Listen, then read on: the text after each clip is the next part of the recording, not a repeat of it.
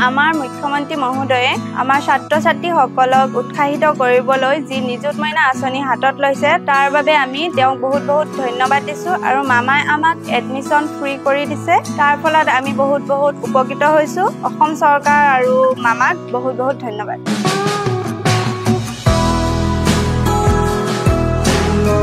এবাৰ যে নিযুত মইনা আঁচনি দিছে তাৰ বাবে বহুত ভাল হৈছে দুখীয়া ছোৱালীবিলাকৰ মানে বহুত সুবিধা হৈছে বহুত উপকৃত হৈছে এইবিলাক আঁচনি দি থাকিলে বাল্য বিবাহ মানে বন্ধ হৈ যাব সেইটো কাৰণে আমি মামাক বহুত ধন্যবাদ জনাইছোঁ